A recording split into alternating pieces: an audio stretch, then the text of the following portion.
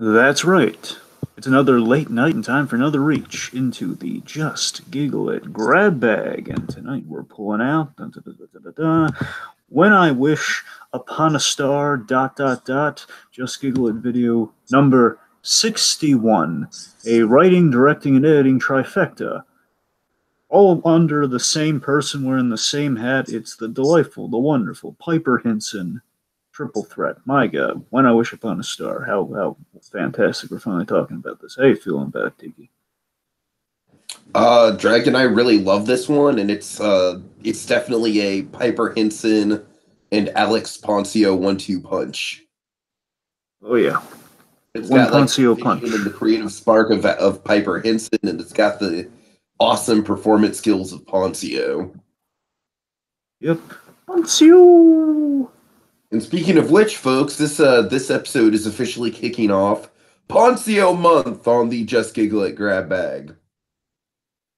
Yes, folks, we talk about Alex Poncio a great deal, even outside of this occasionally. But we love the masterclass acting of the great and powerful Poncio, and we love to commemorate that. We love to name drop him. We love to have variations on the man's name, for pity's sake. So we figured we dedicate kind of a season to the most Poncio of the Poncio of the Just Giggle It sketches. Now, not everything with Poncio, but at least five or so videos worth of Poncio.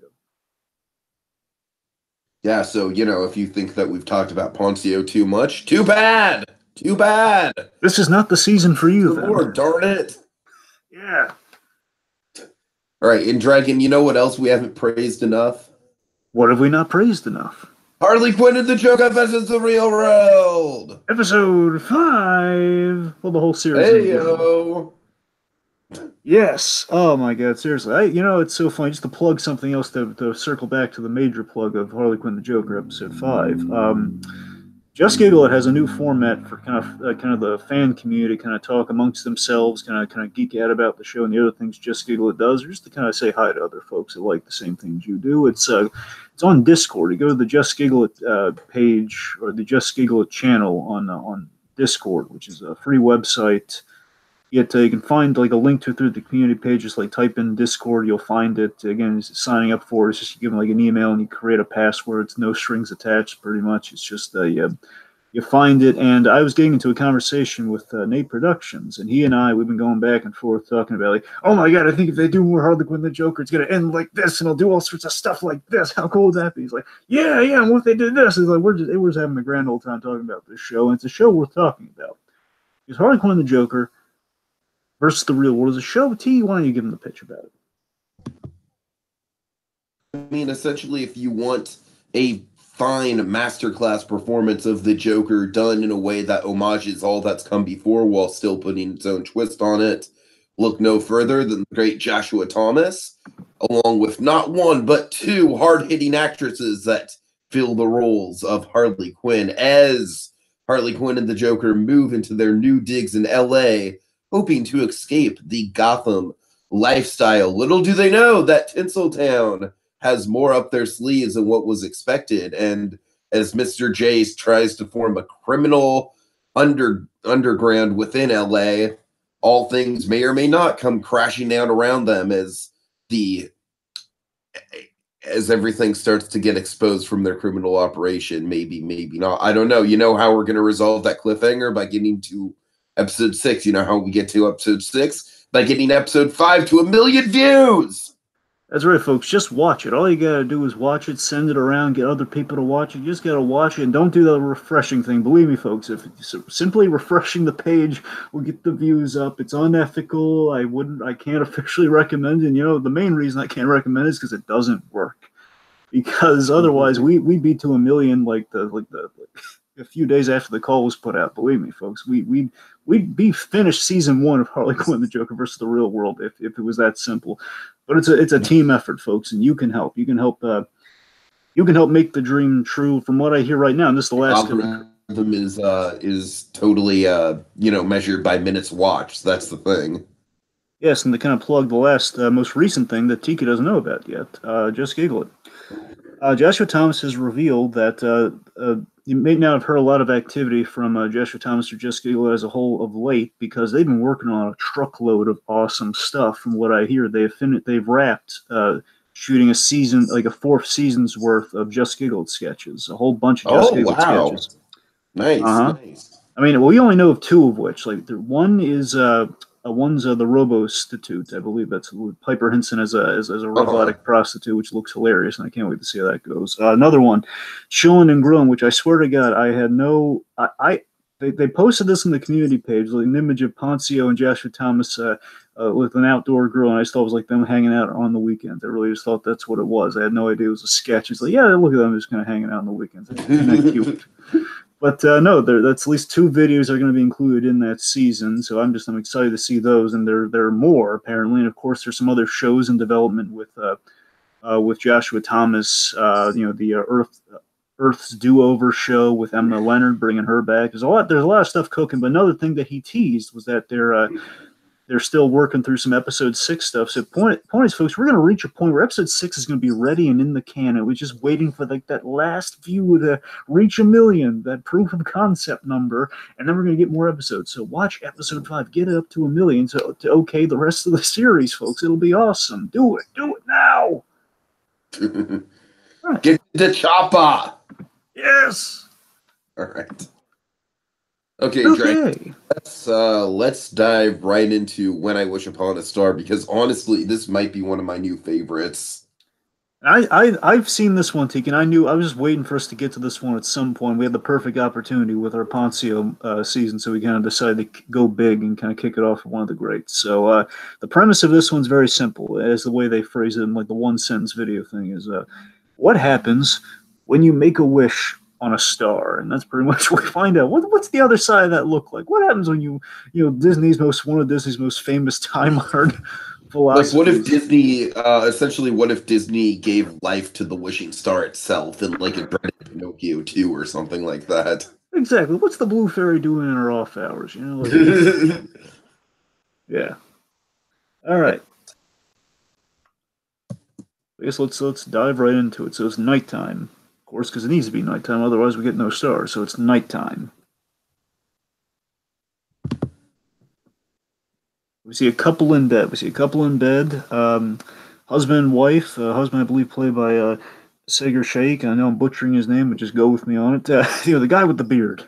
So so we have the bearded husband in bed. And we also see his wife Carolyn, and Just Giggle It.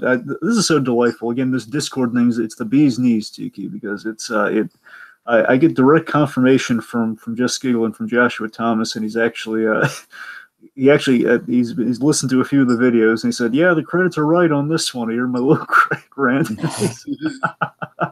Oh, it's quite delightful. It's like, yeah, validation, yes, and the credits are all hunky dory on this one. All right. That's nice. Anyway, so Carolyn is played by an actress. I don't know if we've seen her. It's not been that often. The actress is Erica Judge. Sorry, I had this down packed earlier. Okay, Erica Judge Fruity. Sorry, it said Judge Fruity. Erica Judge Fruity. She's playing Carolyn. The wife here. So she's up late at night. She's contemplating things. She's reading her little book, and she's looking out her imaginary window. I wonder if there was an actual window on this set. I'm betting there wasn't. So she's looking up, and to kind of like, well, again, I like that they're filling in kind of like Piper Henson. We'll get to this in some other videos, Tiki. There's one video I can't wait to get to that was directed by Piper Henson. I think is just wonderfully directed. I mean, Piper Henson has a great eye for directing. She knows where to aim that camera, darn it. It's a little bit Spielbergian, Dragon, especially in this one. I gotta tell you, I think Piper Henson has this quality in her directing.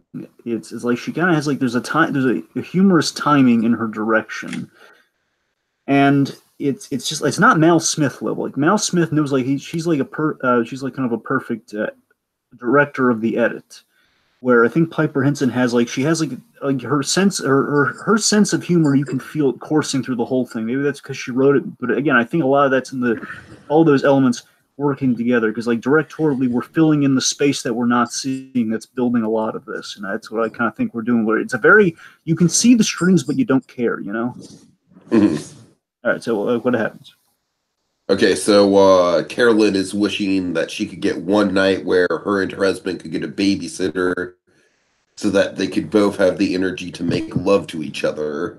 Then again, this is like the sense of humor I'm talking about here. We cut to that's the Oh God. snoring husband in bed. I mean, that's such a relatable image. You know, it's just always it's the loved one in the just snoring away, like yeah, so I can achieve this romantic setting, and of course, very unromantic cut. And So then then we cut Poncio, the delightful Poncio dragon. So this image alone, Tiki, I knew this was going to get you. This image alone, it's. If we ever needed just an image to represent our love of Poncio and just kind of Poncio You as a know what, delightful. Dragon? I kind of agree. Like, if I ever did like a Just Giggle It fan page or something like that on Facebook, I'd probably use this. Yep, because he's the star after all. More on that later. Oh God, oh God. No, seriously. So we have Poncio, and folks, we're not So I joking. love the escalation, Dragon. This sketch has a great sense of escalation to it. And at first, Poncio was just so happy-go-lucky and so like ready and willing to grant the wish. He's just like, "Oh, Carolyn, I think I could handle that." He's so confident. It's like, hey, this is what I do for a living, man. I'm gonna work my literal magic here. But again, it's like we take kind of a working stiff, like a guy who's just he's gonna take in some pride in his job. We're just gonna take him through the most grueling, hectic day of his starry existence. So as you can see before you folks, it's Poncio as a literal star, not just the star of the video. He is a star. Wishing star, and I love the thing that kills me about this. I think the effect's really good, by the way. If you look really close, and this is the most impressive thing about it, he's translucent, and that's the thing that kills me about how well this was made. I love that translucency effect on him. It's almost kind of almost a cat lover quality to it. It is. It is. I mean, I kind of like it a little. Don't know. Cat Lover is an amazing. It's the most CG heavy of any of the videos they've done, from what I've heard, and it definitely shows. And I mean that in a good way. It's a really good effect. But I don't know. The star thing just kind of it kills me because it's like silly looking enough, but it's still well made. You know, it kind of checks both boxes. It's ridiculous and it's silly. Where Cat Lover is just eerily. It's like kind of that's the uncanny effect you have with cat lovers. Or it's scarily well done. Where here it's the sort of like it's ridiculous, and you can see the strings, but you don't care. It's like you can see he's like wearing felt and it's like silver paint, but it's so silly looking. And he's just selling you with the performance. Mm-hmm. So and the weird like the the gloves too is just like the glittery gloves. Anyway, so this is a perfect image of Poncio as kind of this blue fairy-esque figure. And you know, I gotta tell you this because I was thinking about this rewatching, and I thought you were gonna get a kick out of this. So, Okay. Poncio, he's so Bluthian in this whole thing, isn't he? Doesn't he feel so Bluthian, like Don Bluthian? I could see that. I could see that. Because he feels all he's like. Bear in mind, like it was almost like a Dom DeLuise quality to him. It's like kind of like a troll in Central Park, but more grounded and less like ridiculous. You know, it's just. It's less troll with the green thumb, more just kind of like optimistic and loving life. And of course, we take that to the traditional Just Giggle, let's dial it to 11 and rip the knob off into the darkness and escalation. That would also be a traditional, following that path would be a traditional, like, Bluthian, like, yeah, scare the kids as long as you have a happy ending. Yeah, it's kind of an inverse of that. So it's a happy beginning with just it's a really cynical ending, I guess. But you know what, Dragon? That ending has some really catchy pop music, which we'll get to. All right, so then we have like, oh, Carolyn, I think I can handle that. And he's doing, and this is the thing that kills me too. Rewatching this is that we have kind of like the happy peppy kind of like, again, it's that almost that troll in Central Park meets the Blue Fairy kind of music cue, and waving his hands, and his Poncio doing this great hand motion. And again, it's so simple. We put him in black and we put him against the background. Essentially, we CG out the body. And we basically it's just these moving hands, and it looks so seamless, and it works. Just he's doing this little hand motion. It's like you hear the harp music playing or something, and right as he does it, you hear like a record skip, like interrupted. Who's he interrupted by? He's interrupted by Piper Henson. I gotta say again, Piper Henson. I think she's a little overachiever. She ethos, man. She's a little overachiever this video, isn't she? Because she's a director, she's a writer, she's an editor. I'm sure she was an A&D, and I just didn't report that here. I'm sure she was involved. because I see her as AD a lot in the other videos. I'm just gonna like add it on there. I don't even care if she's not the AD on this. I'm just gonna throw it on the platter. AD Piper Henson, assistant director to herself, and of course just act a superb little side role here, where again she's bringing the pathos like there's no tomorrow. Tika, she's playing Marie here. So what's Marie asking for? She's asking for a new husband after Jimmy died. Headcanon, this is Kim Wexler. Headcanon. Oh God. Why did you kill Jimmy? I don't know. It's just we always joke about, like, you know, if they ever did a Better Call Saul sketch, Piper Henson would make an on-point Kim Wexler. You would. I'm down for that too. If they ever wanted to do that, and Marie is a Breaking Bad name. Oh my God. Oh God. Okay, now we're just stretching. Okay, so the point is Piper Henson plays Marie. I love the angle dragon. I love like the lighting on her face. It's. I feel like this scene is the most Pinocchio-esque. You know what I mean? And that's what I'm talking. I would hope again. We know Joshua Thomas and the whole. I presume most, if not all, of the Just Giggle crew are big Disney fans. Again, hence the whole Disney Princes. I keep wanting to say group therapy session. The Disney Princes meeting. The Disney. Sure that's what it is. Disney Princes group therapy. Right. Anyway, yeah, what was it? Oh yeah, so the point is, I would love to think that's intentional to get the whole blue fairy effect. Because again, if you're wishing upon a star and using a title like "When I Wish Upon a Star," I mean, come on, how are you not thinking Pinocchio? That so it has to be a Pinocchio pool, and again, very well. Again, it's so Spielbergian. Again, speaking of which, Spielberg had made an attempt at the blue fairy. And again, this is us just reaching in here, and it's like, okay, imagine this. Imagine if they're pulling not just the blue fairy like Pinocchio, or what if they're going deep with it? What if they're pulling an AI reference? Oh God, do we have to talk about AI? But again, AI done better. Oh man, AI just makes me feel icky. It is kind of an icky movie in places, but anyway, the point is, this the whole Spielbergian thing got me thinking of AI. So yeah. So and the thing that kills me, and this speaks to the Piper Henson sensibility here, Tiki. This we cut to as she's speaking about Jimmy, we show the urn of the fact that she sleeps with the urn kills me. It's a perfect cut to. It's not just like again the empty bed would have sufficed. It would have been fine. Show the empty bed, but no, we see the urn. Just again, it's that little. It's uncomfortable enough, where it's just like okay, that's funny, and then we see it's like again, it's a very pathos driven, yet there's like some dark comedy within the frame. Like and there's the urn. Yeah, he's dead. All right. Yeah. Mm-hmm.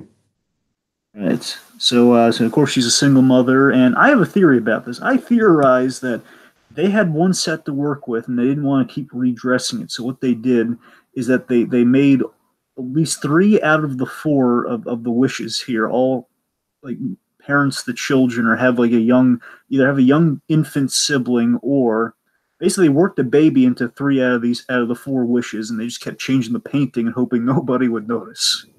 I could see. I mean, when in doubt, I'm not casting any stones here. I'm just this little thing I noticed. Like that has to be why. I mean, why else would that's really coincidental? 3 baby-filled wishes. And so Poncio, I love how he's still really sympathetic, but you can tell it's like, okay, this is a lot to ask for, but you know what? I love the line. He's like, "Oh, Marie, I want you to have, I want you to have a better life.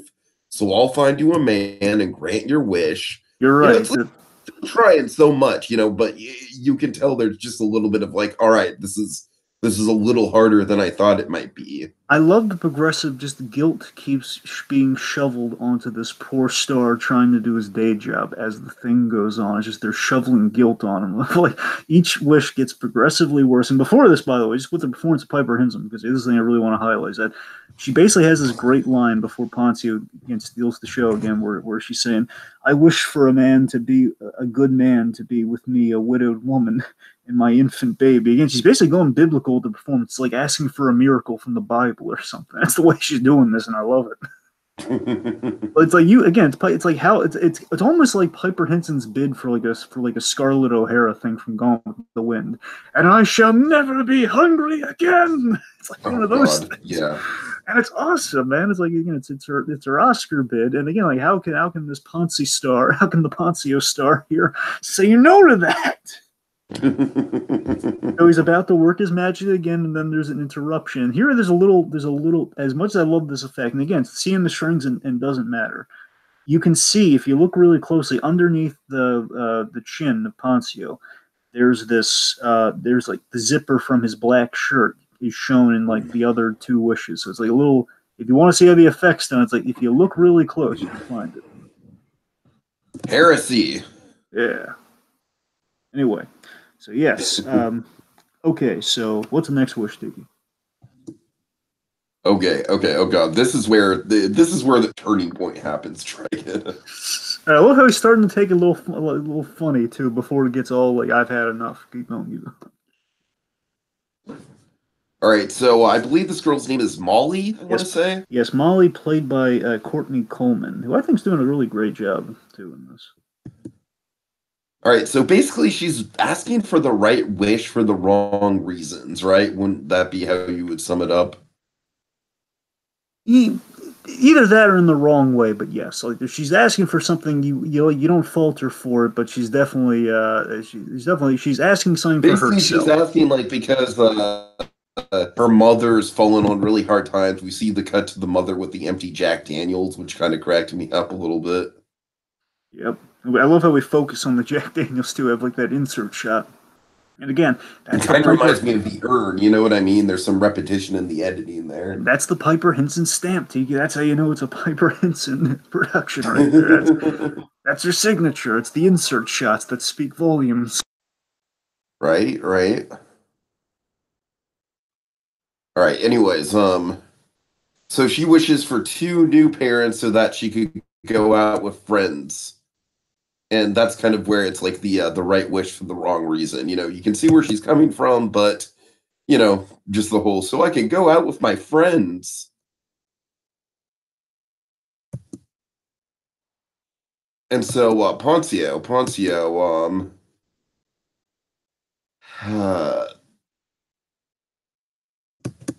I'm sorry, he's just like I'm sorry, you still there? Yeah, I'm still here. Just real quick. Yes, and I mean, she points out she's one of 5 kids, and she has to look over them, which is why she wants out. So you're right; it is for the wrong reasons, but at the same time, it's like some ill-fit parents with 5 kids. So you kind of get where she's coming from. Exactly. There's like a moral line there. Right. So okay, what's Poncio's hilarious response, Tiki? It's great, Woody. Okay, so Poncio is basically just like at first he's just like, well, I thought this night would be easy. But why would it be? And then we cut to Molly still staring at him, and then we get sad-eyed Molly. Yeah, sad-eyed Molly. We get the hilarious response. You one needy bitch. That's the thing that kills me. Again, I like that he has like it's a sense of levity before he's had too much. You know, it's just like, all right, it's getting a little ridiculous, but I'm still a part of it. All right, I'm just doing clocking in, clocking out.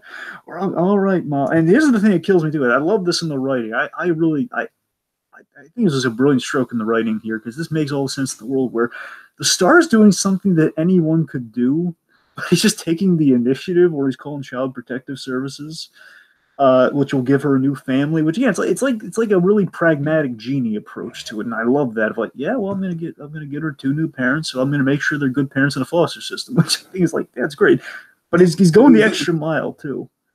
I'm gonna find you 2 wonderful, wealthy foster.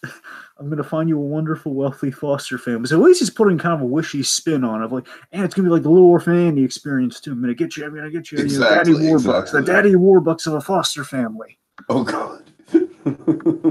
So again, and this is great. So now he's like, okay, I'm going to do this fast. I'm going to get back to the other 2. So right before he does this, he's like, okay. So he's just like a moment of pause. He's waiting for it now. He's waiting for like a little record scratch now. Like, the finger, I love again his hand gestures are what again the hand gestures are doing excellent. Poncio's just killing it with the hand gestures. I think what's so impressive about Poncio, and we got to highlight this. It's basically with these videos we're going to be doing this month. We got to highlight the various different. Poncio's doing a lot of different stuff in the videos we're going to be covering here. So the one we got to give him all the credit in the world for here is that Poncio is doing a lot with very little of his body to work with. He only has his head and his hands physically.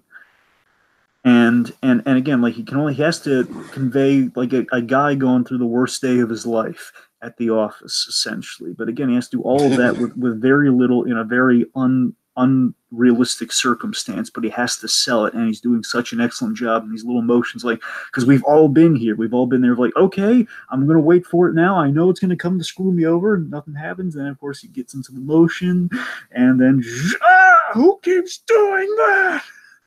Oh yeah, we've been there. This is, of course, is classic Poncio, just, Poncio just kind of channeling the old Poncio. just the old, kind of Poncio, like the ways, like the way he moves his hands, like a little foiled again pose, like, yeah, now he's lost it, man. And even before this, there was this little bit where we had the cut between Sad Molly, where she's going on the sob story, and we just kind of see the face that Poncio's making of, like, just that he's not emoting, he's looking like he's been kicked below the belt, like, okay, I'm waiting for her to finish. And it's just without saying this, you see that look on his face, of that plain look of like, ugh. And then of course he's really going to get ticked off in the next one. So now Poncio's had enough. What's the next wish? Okay, so first of all, I love Poncio's response to just the start of the wish. Star up in the sky, and then Poncio, he's so exasperated, man. He's just like, yes. Fucking what? Sorry, I have cancer. So okay, first of all, we have the wonderful, and I thought, again, I think basically, I forget when I watched this video, Tiki, but I know it was at least before Katie Garland really entered the fray, because if I'm not mistaken, this video was released on JustGiggleIt after the first two episodes of Harley Quinn and the Joker versus the Real World. So I don't know if it was before. Well, here's the thing: it was either before or after episode 3. Now I know because after this you had episode 4 of Harley Quinn. The reason I bring this up because we meet Carmel, we meet Katie Garland in a big way in that series in episode 4, and I think this was probably like subconsciously the first time I saw her, and why I kind of. When I saw her on Just Giggle, then of course when she appears in Harley Quinn and Joker, oh, it's her. Mm-hmm. But to rewatch, it's like, oh my god, she was in this. Because again, I got so distracted, like, oh my, Harley Quinn and the Joker and this whole Carmela character, and now she's running all these troubles in episode 5. Again, watch it, folks. Episode 5, watch it. Anyway, but yeah, she's hilarious in this role. She's basically represents the worst of. I love that Just Giggle is all inclusive with it's a very Curb Your Enthusiasm approach to our next wisher here, where. We're not trying to sugarcoat anyone. We're not trying to box anyone into the conventional cliche corner of I have cancer, feel sympathy for me. We're not doing the obvious thing with it. We're not doing that. We're showing, again, kind of a Seinfeldian Curb Your Enthusiasm approach of, no, everyone who's different can also be an a-hole too, or be selfish, or be this or that, or have or be greedy. And everyone's human. Everyone's on the same playing field. Let's not just give them a pass in life because something's different about them or something's tragic about them. Everyone can be on the equal playing field.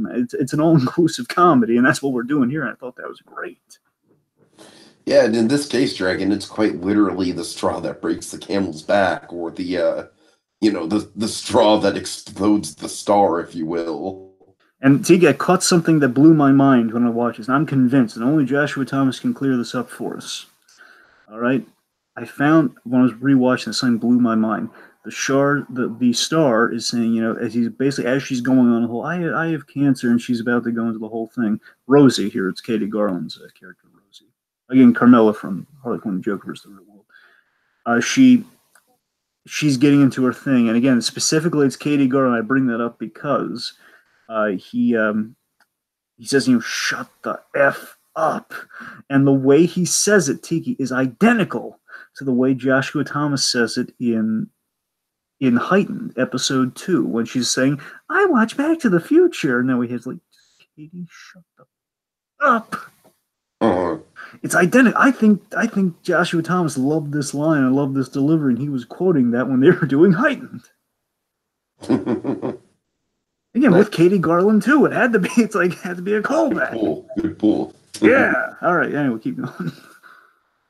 Okay, let's see. So she wants to, not only does she want to not have cancer, which is, a tall order, but an admirable wish, when you say.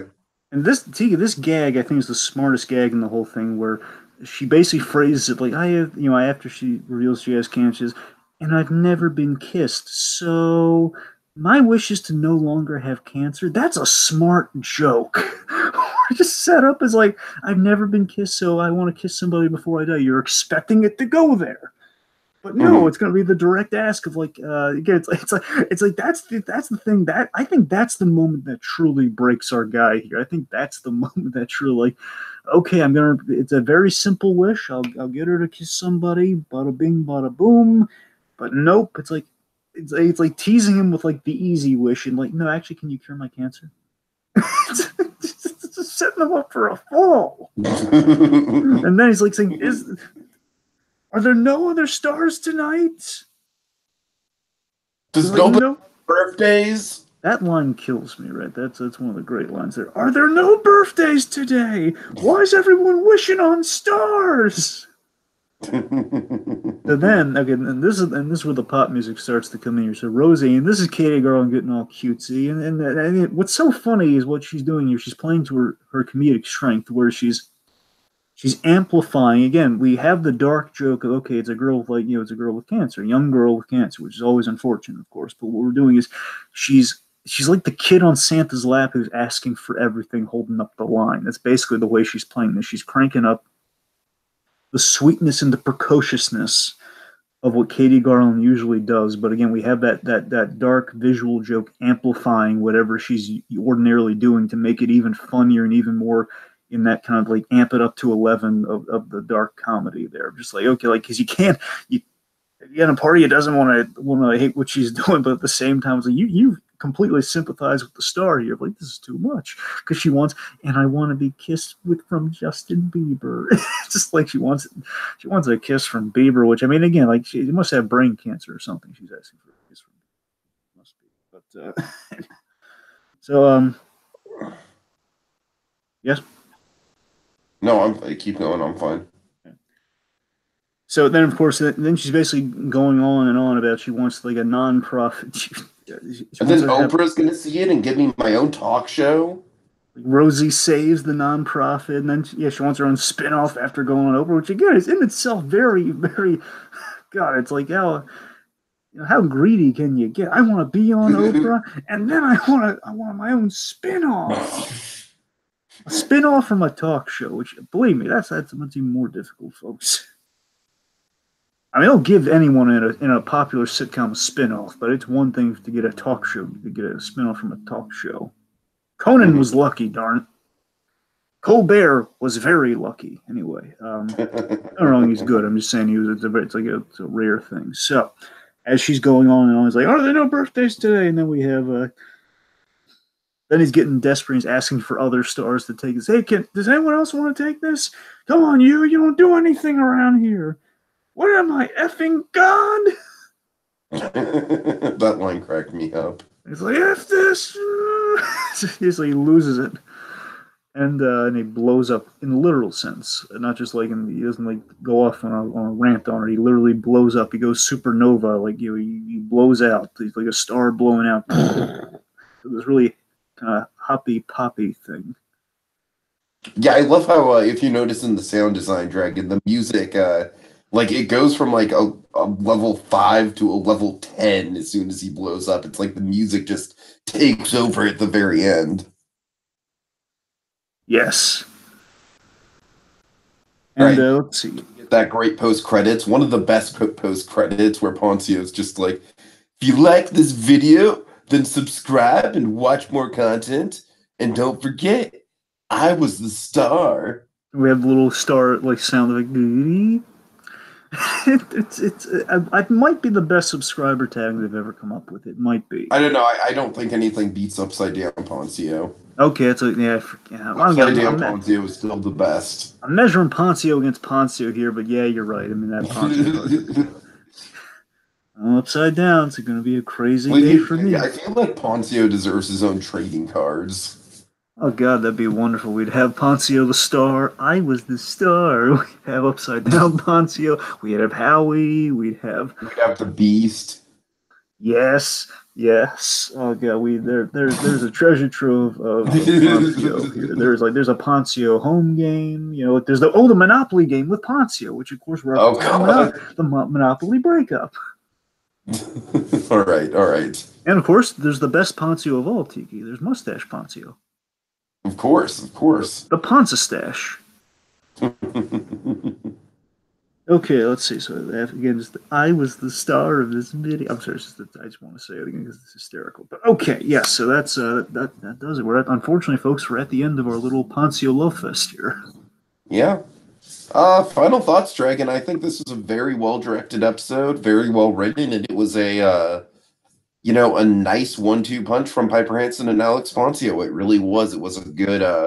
I feel like it's a perfect way to introduce ourselves into Poncio Month. It's a great kind of starring vehicle for him. Like you said, it kind of showcases his physical talents as well as just kind of like how I really like this is one of the episodes that really kind of goes back to what we started the grab bag in the first place for, which was the Just Giggle It sense of escalation. You know what I mean? They really do have this acute sense of just ramping things up and having a very structured but really well paid off format each time they go around. And so this is a perfect example of this, man. I mean, I feel like this sketch would fit right at home at any on any, like, I don't know. I just think it just further cements Just Giggle It as one of the best sketch comedy shows on YouTube. It really does. Yeah, because you don't need to know anything about Just Giggle to enjoy this video. I mean, you can You just really go don't, yeah. again, you can put this in an SNL and be one of like the good SNL sketches, which are so in such rare This supplies. is too good for current SNL, Dragon. That's what I'm saying. Like this feels like classic SNL, but in the modern era. That's kind of what it feels like. Like it feels like Poncio kind of doing his own like personal Belushi or something. It feels it's like a cream of the crop comedy. It's what it is.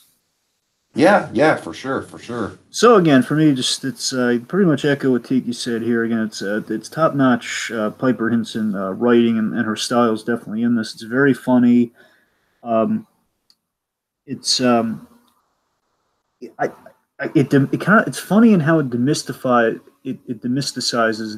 the wish upon a star